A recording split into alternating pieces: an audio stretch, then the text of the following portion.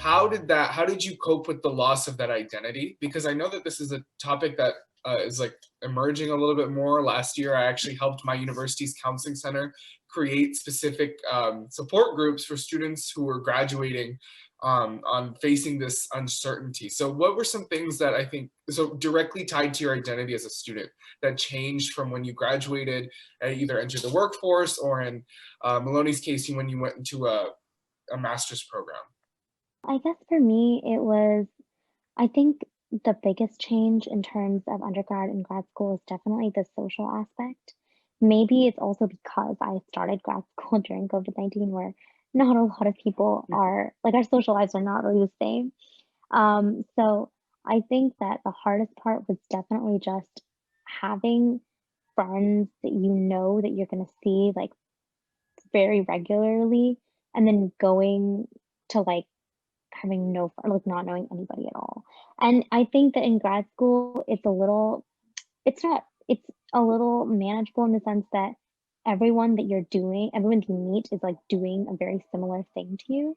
So that it is nice to have that community of people around you that are sorry, there's a siren. But it's nice to have a community of people that are also working towards the similar goal that you're working for. But again, I think the biggest transition is also just remembering how to put yourself out there and make new friends, because that's something that you pretty much did like maybe your freshman, your sophomore year of undergrad, and then you just kind of had friends and you stuck with them mainly throughout college. And then suddenly you're in this new environment. Um, and and in grad school, when you have friends in undergrad, they're all around, like, the same age as you. They have somewhat similar life experiences, but in grad school, you can meet people, like, they can be significantly older than you or younger than you. They'll have, like, different experiences, so sometimes it can be a little intimidating, and I think, like Aisha was mentioning before, the imposter syndrome, I feel like that's also something. In undergrad, you sort of come in and nobody really knows what they're doing, or, like, everybody is sort of in the same boat where we're all just starting out and learning new things. But in grad school, because people come in with different kinds of experience, it does sometimes feel like, maybe you maybe you're not supposed to be here, I guess. I don't really know how else to put it. But it is something that eventually you settle into. So I think for me, it's just reminding myself that I will settle into this situation and that I will eventually be able to make friends and understand what's going on. But I think this like chaotic idea of I don't know what's going on is something that permeates like a lot of our lives, at least it does for me.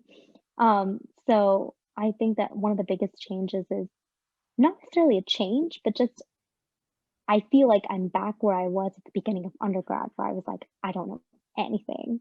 And then you just kind of get used to the fact that this is a cycle. Like you've been doing this since you started middle school, then high school, then undergrad, then grad school, or like industry. And you will be doing this when you move on to a new job or a new thing. So I guess it's sort of accepting that there's going to be an initial stage of getting your feet wet. But yeah, I think that was my biggest transition.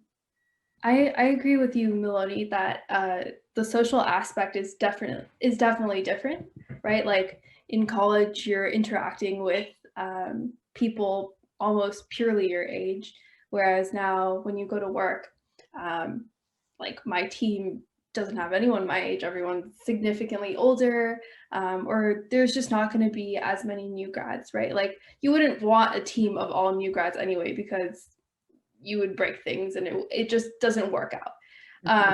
So I think it was nice in a way because I also interned at the same place. And so there were also other returning interns that I was familiar with.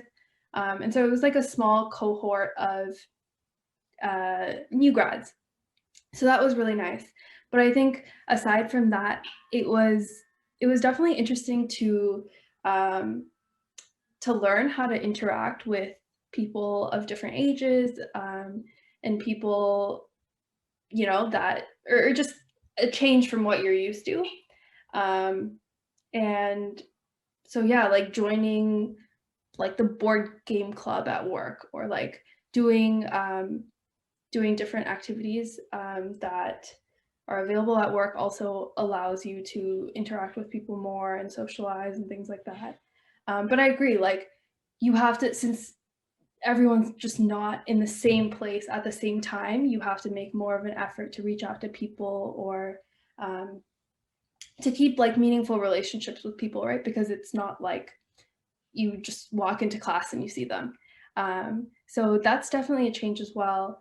But I think also just not being scared of change is a huge thing, because there's going to be constant change and you have to be excited about it and not like scared of change, right? So yeah, I think social aspect definitely changes, but it's something that everyone essentially has to get used to. Yeah, and then to add to that, I think what they've said makes a lot of sense. And for me, it was also, I guess I enjoyed that student identity so much that I kept going for degrees. In fact, I was in the PhD program and I accidentally got a job because I went to this seminar where they had free food.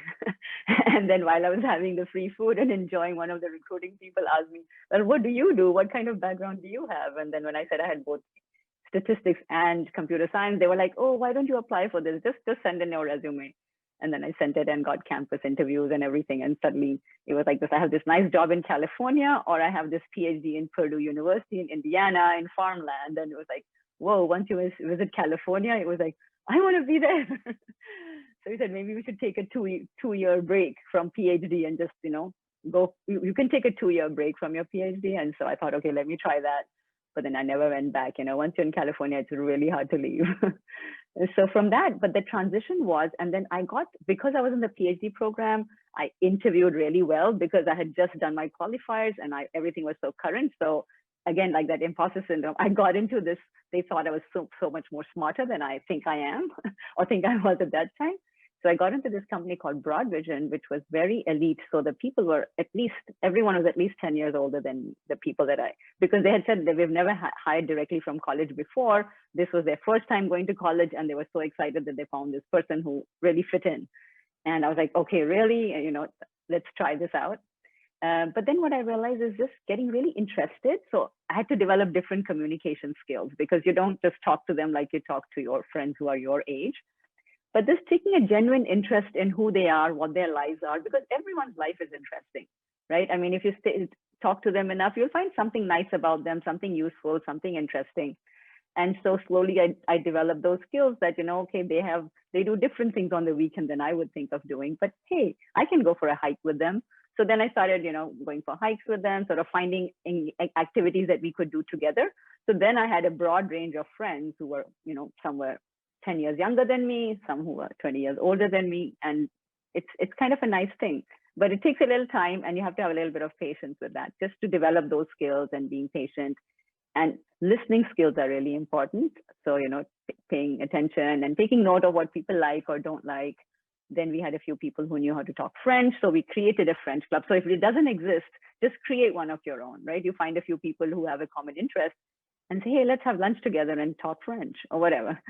So things like that, right? So sometimes if the situation doesn't exist, you can try to create it yourself. If you're looking for a situation and feeling, oh no, this isn't happening, let's try to make it up. Like, let's try to make it happen. It may not work out, but at least you made an attempt. So that's how slowly I got along. And then after that, I went to Sun, which had a wide range of people, but the first one was a very interesting job. But the interesting part was then you learned so much from these people. These people who had 10 years more experience, but they were very elite engineers. So in fact, some of you have done programming. So I'll give you a little example. I went in and I had to make some edits to a certain piece of code. And they said, oh, this person has written it. So I went to talk to him and he had written that 10 years earlier. But this guy was he looked at the code and then he went up to the board and he started explaining it to me as if it was some poetry. I've never seen engineers who can remember their code even from 2 days ago. And this guy here is telling me something from 10 years ago because he had put so much attention and to the detail and how he had designed that whole thing. So that really inspired me to actually, take the time to design and really think through what I'm doing rather than doing things quickly. And so I started becoming more of a big picture person, and sort of that developed how I grew as a person as well. So yeah, so every person you meet, you can find something interesting to work with them on, and then I found it to be very helpful.